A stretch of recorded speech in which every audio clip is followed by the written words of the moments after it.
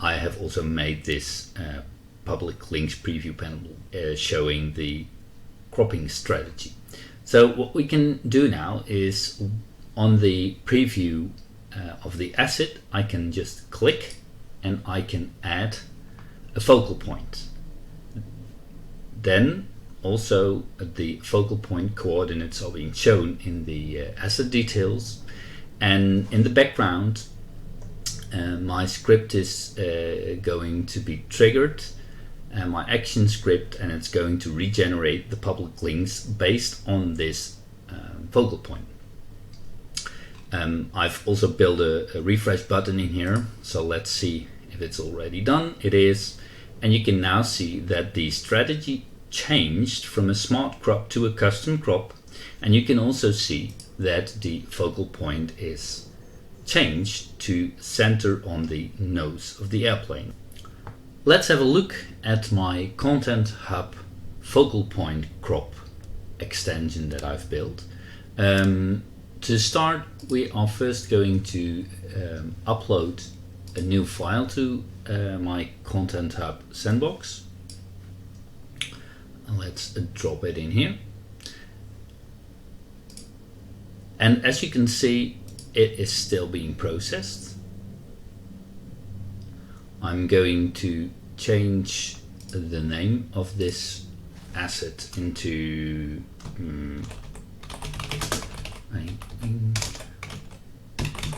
Walker, and also change the title.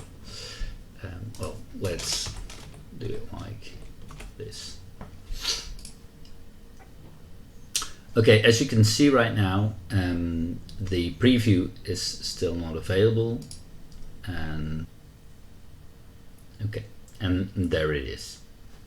And one of the things my extension does is it will automatically generate a number of public links based on the different croppings I have configured, and they will be generated as soon as the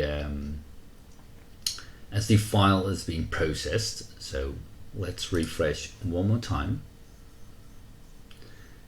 and we can see that the public links are available.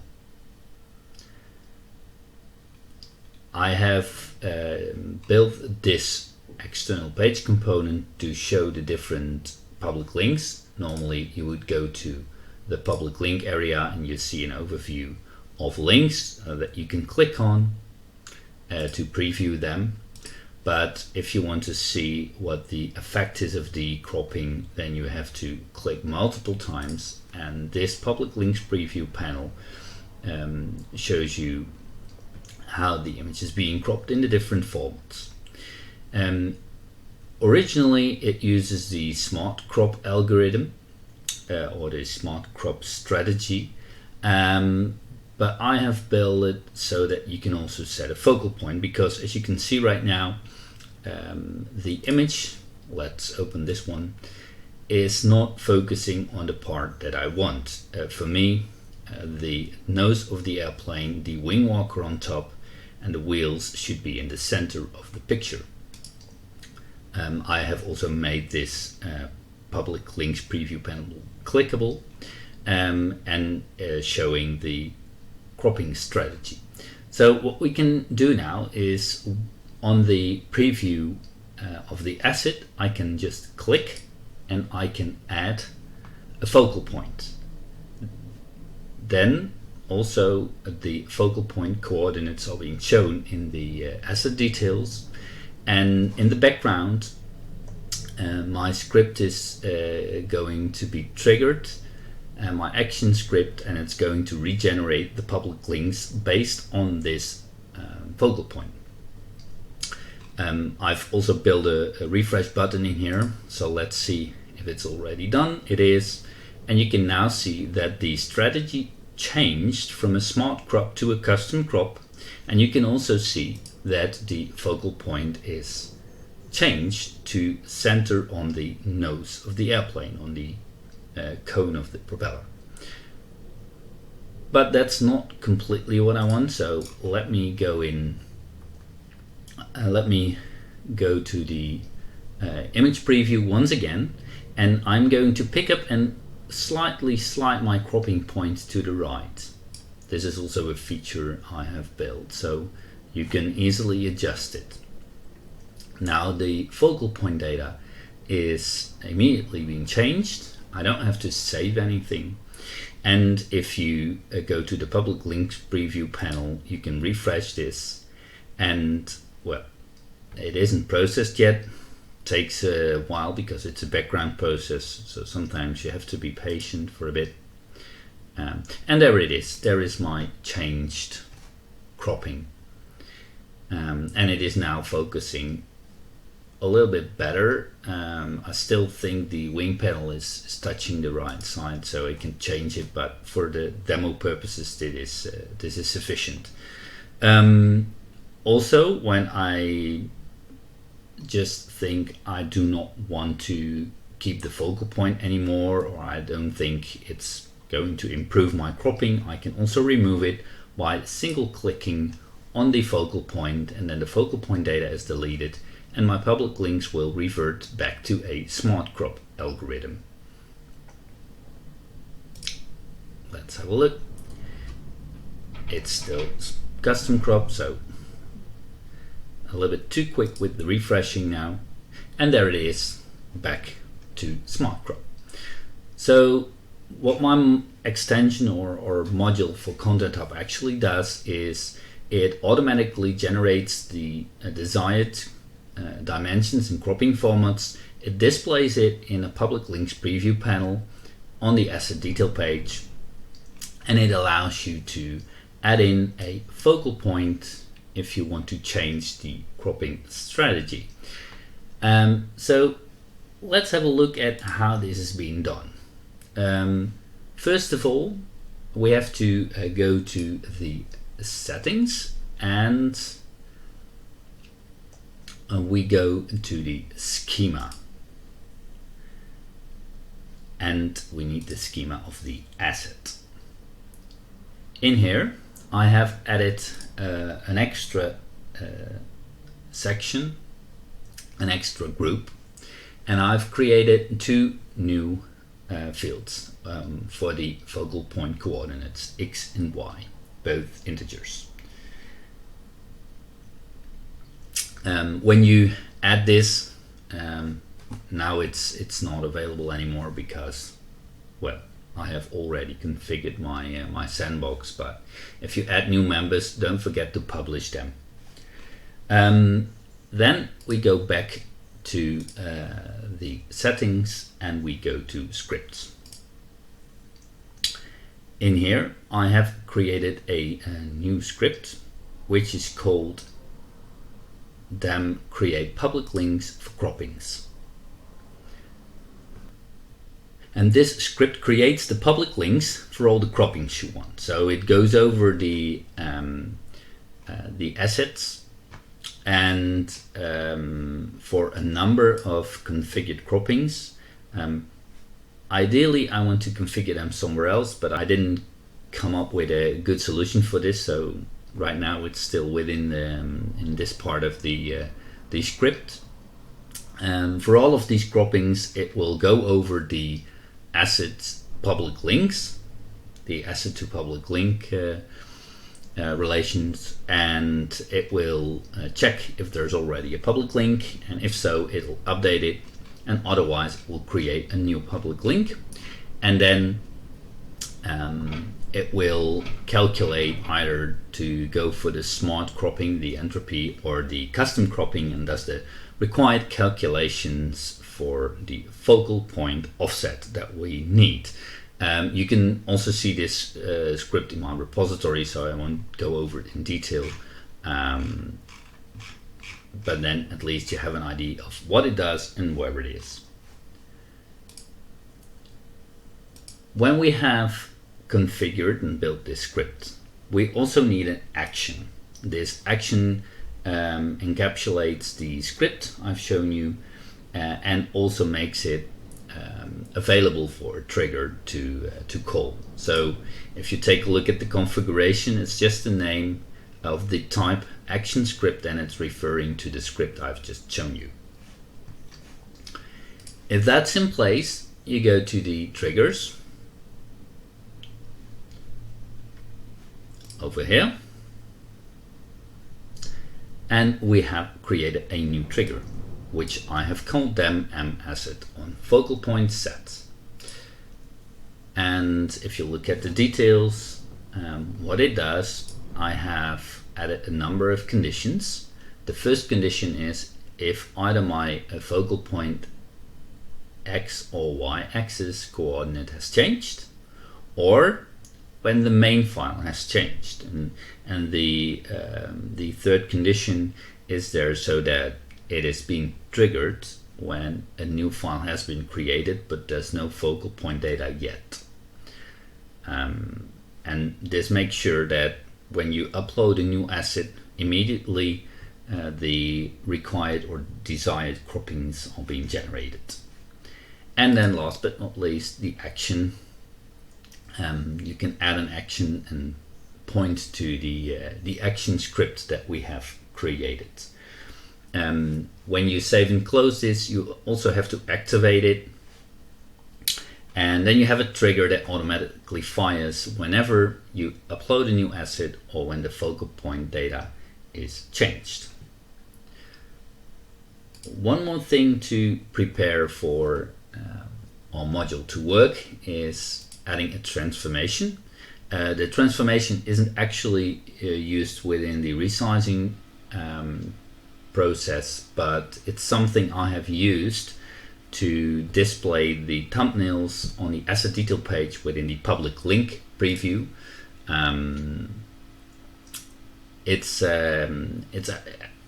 just a generic transformation to without cropping, resize the image to a maximum size of either 100 pixels wide or 100 pixels wide of medium quality, so I can have a low image quality and low size thumbnail for my preview panel.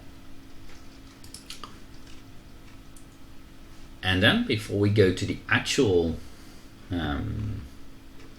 external page components showing you the panels you can interact with, we need one more last thing to do. We go to the media processing. And why is this? Well, because I want to be able to process both bitmap and vector images. But vector images cannot be cropped. You can't resize them when generating a public link in Content Hub. So the trick I came up with is, well, a very obvious one. For the vectors media processing, if we click on the edit button over there, I have added an extra task of the type convert image. I've named it bitmap for web, and I convert my image to a image PNG image type without resizing it, with the density of 72 dpi in the RGB color space. So now I've created a bitmap version of my vector image. And before you close this, be sure to store the output as a rendition and create a rendition link and assign the correct permissions, which is at least the read permission, and the intended area of use should be download and public links. And when you do this and you add a vector image like an ESP file, it will also generate a rendition of the bitmap image type, which we can use to do the resizing. And if you take a look at my script that I've written creating the public links in here, you can see that I'm checking if the asset media type is a vector, and if so, I'm changing my rendition resource from the download original to the bitmap for web. Also, the original width and height of the image are being switched to the rendition source dimensions, and I'm calculating my scale factor, because when you have a vector image of 300 dpi and you convert that to a bitmap version of 72 dpi, your dimensions will be different, and my scale, my focal point will be calculated in relation to the original dimensions. So I need to scale it down when generating the assets. And that is something I have added inside my offset calculations, just multiplying the focal point with the scale factor. It's a very easy fix to also be able to process vector images. So now we have all this in place. We have adjusted our schema, added the focal point data points, we have added the script and the trigger to trigger the action that fires the script. We can go to the pages, and more specifically to the asset detail page. Within the asset detail page, I actually replaced the entity image viewer. So I toggled the entity image viewer to the invisible state and added my focal point viewer in here. The focal point viewer has a code and a template tab, and the code is JavaScript and the template is just some HTML. I have created the image placeholder to show if the image isn't processed. So when uploading, you will first see this, and when it's finished uploading, it'll switch to the focal point viewer. And this actually contains all the code to add, click, and drag the focal point. It will calculate if you're adding a new focal point or not, and it will also move the focal point if you're dragging it, and will do the redrawing.